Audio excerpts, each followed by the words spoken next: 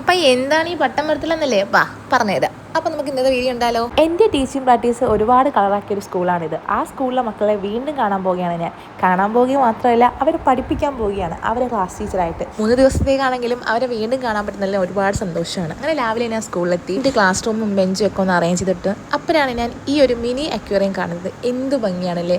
കുട്ടികൾക്ക് ഇത്ര ക്രിയേറ്റീവായിട്ട് അവരെങ്ങനെ ശരിക്കും പറഞ്ഞാൽ അവരുടെ ഓരോ സമയം എന്ത് മനോഹരമായിട്ടായിരിക്കും അവർ ചിലവഴിക്കുന്നത്.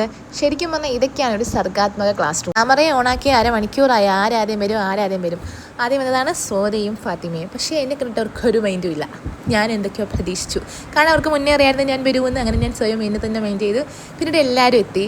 ആദ്യത്തെ പീരീഡ് മലയാളമായിരുന്നു കേട്ടോ. അങ്ങനെ കുട്ടികൾക്ക് ഹായ് ഉറക്കപ്പാടും ആ പാഠത്തിൻ്റെ ഭാഗമായിട്ട് പട്ടം പറത്താൻ എല്ലാവരെയും പഠിപ്പിച്ചു. ഞാൻ പറഞ്ഞു കൊടുത്തു എങ്ങനെ പട്ടം പറത്തണമെന്ന്. അത് പട്ടമാണോ പറത്തിയത് എനിക്കറിയാൻ പയ്യ. നോക്കിയ ഗൈസ്, പിന്നെ ഞാനൊരു പട്ടം ബോഡി വരച്ച് കുട്ടികൾക്ക് സാമ്പിൾ കാണിച്ചു കൊടുത്തു. കുട്ടികളത് എനിക്ക് പട്ടം വരയ്ക്കാൻ തുടങ്ങി നോട്ട്ബുക്കിൽ.